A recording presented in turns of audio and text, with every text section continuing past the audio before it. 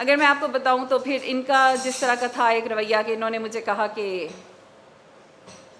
अगर तो मामला सीधे चलाने हैं तो फिर आप जो है वो मेरे साथ ताल्लुकात अच्छे रखें। बस वो सर वो एक इस तरह का था अजीब सी सिचुएशन के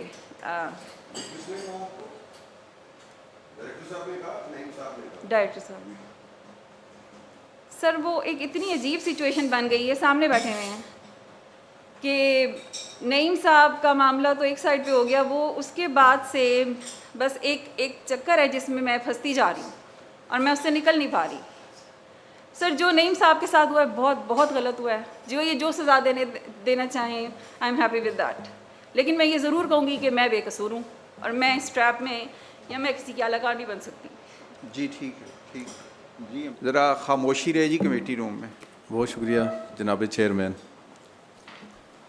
मैं एक अहम और फौरी मसला ज़ेर पेश लाने के लिए तरीक़ इस्तकाक पेश करता हूँ जो असम्बली की फौरी दाखिल अंदाजी का मुतकाज़ी है। मामला ये है कि मोरखा 4/12/2025 को डायरेक्टर कॉलेज रावलपिंडी अमजद खटक साहब ने मुझे कॉल की कि गवर्नमेंट एसोसिएशन गर्ल्स कॉलेज जट्टा त्याल रावलपिंडी की प्रिंसिपल मुहतरमा फौजिया सिकंदर हाशमी, जिन्होंने 8/12/2025 को कॉलेज में फ़ंक्शन रखा जिसमें वो बतौर मेहमान मुझे खुसूसी दावत दे रही हैं। मैंने डायरेक्टर कॉलेज साहब से कहा कि मुझे असम्बली इजलास में मोरखा 8/12/2025 को फ़ंक्शन में नहीं आ सकता, लिहाजा प्रिंसिपल ख़ुद ही फ़ंक्शन कर लें। अगर मुझे बुलाना है तो 8/12/25 के बाद आ सकता हूँ। मैं यही बात सेक्रेटरी हायर एजुकेशन को भी बता दी। मुहतरमा प्रिंसिपल ने डायरेक्टर कॉलेज के दफ्तर पहुँच कर मुझसे बात की कि आप इस फंक्शन में आएँ, लेकिन मैंने बवजह मसरूफियात माजरत कर ली।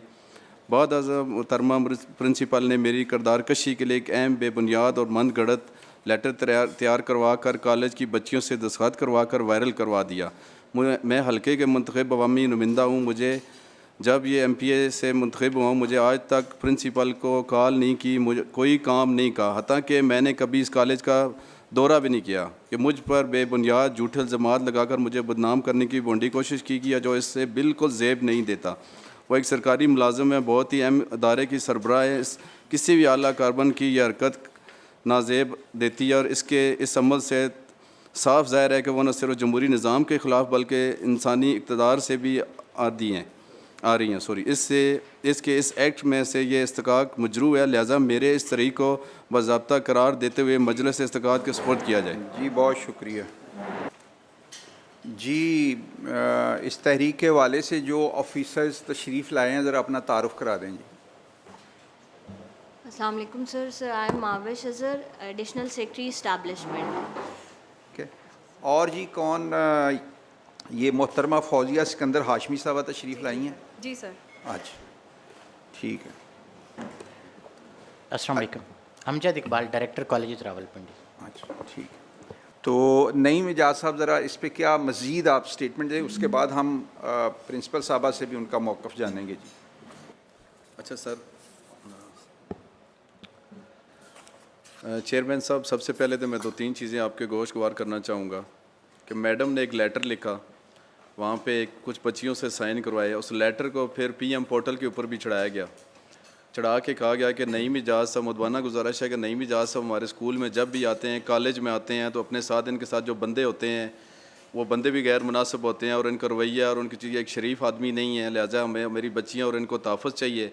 फिर नीचे बच्चियों के साइन भी किए गए हैं, साइन करके उसको PM पोर्टल पे भी चढ़ाया गया है। फिर उसके बाद एक इंक्वायरी मैडम ने कंडक्ट की है इंडिपेंडेंट, जिसमें 2 स्टाफ को बिठाया। उसके अंदर खुद से ना हमें पता है ना कुछ, उसके अंदर इन्होंने अपना एक बोर्ड बिठाया, उसके अंदर इन्होंने मुझे गिल्टी करार दिया। गिल्टी करार करके इस इंक्वायरी के अंदर फिर इसको उन्होंने दाखिल दफ्तर कर दिया। दफ्तर करके ये कहा कि नईम इजाज़ को हम एक आखिरी मौका दे रहे हैं, हालांकि मेरे नोटिस में भी ये बात नहीं है। उसके बाद इस लेटर को इन्होंने निकाल के सोशल मीडिया पे चढ़ाया, हर जगह पे, पूरे हर फोरम पे जितने साफ़ी हैं उन्होंने हर जगह पे चढ़ाया। लेटर हमारे तक जब पहुंचने के बाद मेरा सर सिर्फ एक सवाल है, 2-3 बातें मैं कहूँगा बड़ी क्लियरली। मेरी कॉन्स्टिट्यूंसी है जट्टा त्याल का कॉलेज है, मैंने कभी ज़िंदगी में मैडम को अपने फ़ोन से कॉल नहीं की। जिस दिन ये फंक्शन का मैटर था, इनके डायरेक्टर कॉलेज यहाँ पे अमजद साहब बैठे हैं, उनके नंबर से मेरी टोटल 30 से 35 सेकंड बात हुई और मैंने सिर्फ ये बात उनको यही कही कि मैं अवेलेबल नहीं हूँ, मेरा असम्बली का सेशन है नेक्स्ट डे, मैं आप प्लीज़ काइंडली इसको पोस्टपोन कर लें और आगे ले जाएं, जो भी अगला टाइम हम रखेंगे मैं अवेलेबल हो जाऊँगा। इसके अलावा कभी मैंने मैडम को कॉल की हो या इनका नंबर मेरे पास हो या कभी मैं मैडम से ज़िंदगी से मिला हूँ या कभी मैंने उस कॉलेज का 2 साल हो गए कभी ज़िंदगी में उस कॉलेज में मैं गया भी हूँ, मेरा विज़िट भी नहीं हुआ उस कॉलेज के अंदर। और फिर ये मैं एक पार्लियामेंटेरियन हूँ, पार्लिमानी सेक्रेटरी भी हूँ पंजाब का। उसके अलावा सर मेरे अपने फोर्स स्कूल एंड कॉलेज के 120 ब्रांचें हैं, मैं खुद उसका ऑनर हूँ। सोनो टीवी चैनल का मैं सी हूँ, ब्लू वर्ड सिटी का मैं सी हूँ। मेरी इस पार्लियामेंटेरियन के अलावा भी कोई इज़्ज़त है उस इलाके में, मेरी तो इज़्ज़त की धज्जियाँ उड़ा दी गई हर जगह। और मेरा सिर्फ और सिर्फ मैडम से आज एक ही मुतालबा है, अभी मेरे साथ कुछ टाइम पहले ये बैठी हैं कि मुझे सिर्फ ये बता दें कि मैडम ये आपसे किस बंदे ने ये काम करवाया। और वो बंदा यहाँ पे स्पीकर साहब के पास एज ए इनका सिफारिश ही भी आया है। तो मैंने उससे ये सवाल किया, जनाब मोहतरम बीती मेरे साथ है, मेरी इज़्ज़त की धज्जियाँ उड़ा दी गई हैं। मैंने फिर उन बच्चियों के पास उन बच्चियों को बुलाया, बच्चियों के ये सारे पे एल्फी लगे। उन्होंने कहा जी सर ये हमारे सिग्नेचर ही नहीं है, ना हमें पता है ना हमने कभी इस पार्ट का हिस्सा बने हैं। फिर इनकी अपनी एडमिनिस्ट्रेशन कॉलेज की उन्होंने सारे डॉक्यूमेंट्स आपको अटैचमेंट देता हूँ, उनके ये रियल सिग्नेचर है नीचे। उन्होंने कहा जी इस तरह का कोई इंसिडेंट ना हुआ है, ना हमारे नोटिस में कोई बात। तो मैडम से सिर्फ मेरी ये एक ही रिक्वेस्ट है कि सिर्फ उस बंदे का नाम क्लियर बता दें। वो एक लेडीज़ हैं, मेरी बहन की जगह है, मेरा उनसे कोई ज़ाती इख्तलाफ नहीं है। तो मुझे इससे आगे मज़ीद बढ़ने की कोई ज़रूरत भी नहीं है। मेरी तो जो होनी थी वो होगी है, लेकिन वो नहीं बताएंगी तो फिर वो भुगतेंगी इसको। जी मोहतरमा फौजिया सिकंदर हाशमी साहब। हाँ हाँ वो लेके जाएं भाई पेपर। अस्सलाम एक मिनट ठहर जाएं, एक मिनट। ये पहले पढ़ें ज़रा। बिस्मिल्लाहिर्रहमानिर्रहीम। मैं अल्लाह ताला को हाजिर नाजिर जानकर कहती हूँ कि जो कुछ कहूँगी सच कहूँगी और सच के सिवा कुछ नहीं कहूँगी। अगर मैं झूठ बोलूँ तो अल्लाह ताला मुझसे नाराज़ हो। जी अब प्रिविलेज मोशन भी आपने सुन ली है और उनकी स्टेटमेंट भी सुन ली है। आप जो भी आपका मौक़िफ़ है वो कमेटी के सामने रखें। सर मैं 4 साल से बतौर प्रिंसिपल कलरियाला कॉलेज चकवाल के करीब एक कॉलेज है वहाँ पे पिंडी का, वहाँ पे मैं एज़ प्रिंसिपल सर्व कर रही हूँ। HED की मेरी सर्विस 15 साल की है अल्हम्दुलिल्लाह। इस अरसे में कभी कोई शिकायत किसी किस्म की डिपार्टमेंट तक जो है वो नहीं गई।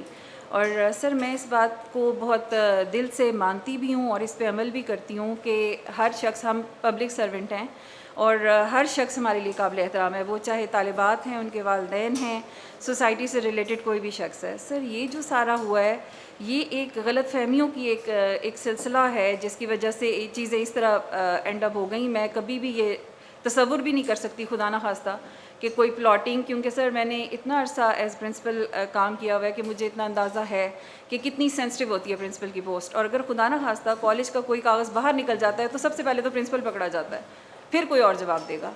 तो मैं किसी सूरत भी ये नहीं वो कर सकती थी कि खुदा न खास्ता मेरे कॉलेज से कोई चीज़ बाहर निकल जाए और फिर वो खुदा न खास्ता सोशल मीडिया तक चला जाए कि जहाँ कॉलेज का नाम आएगा वहाँ सबसे पहले मेरा नाम आएगा।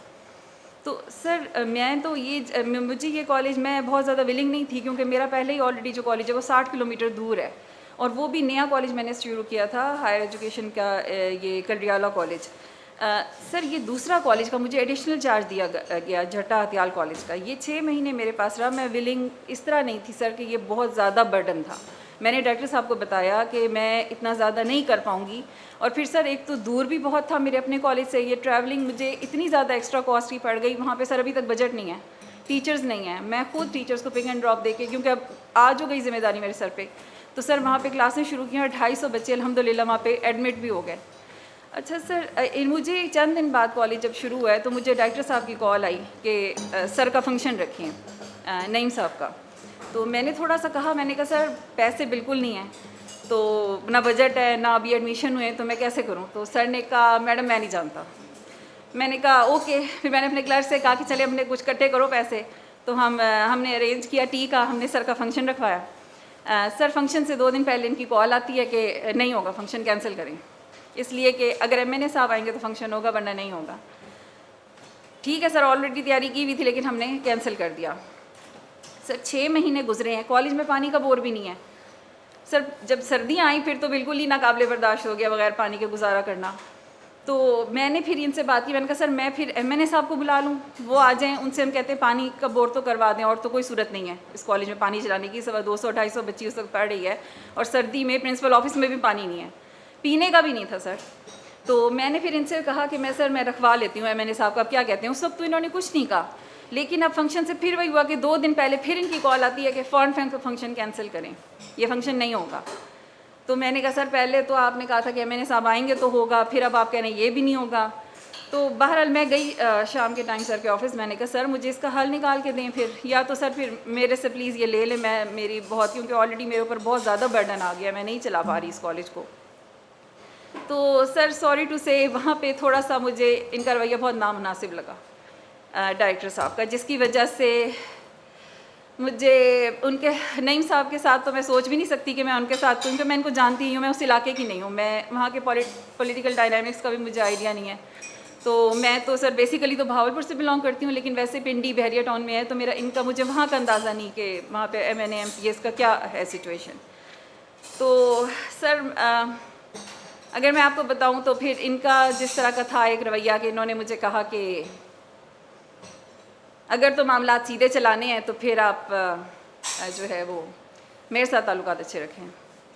बस वो सर वो एक इस तरह का था अजीब सी सिचुएशन के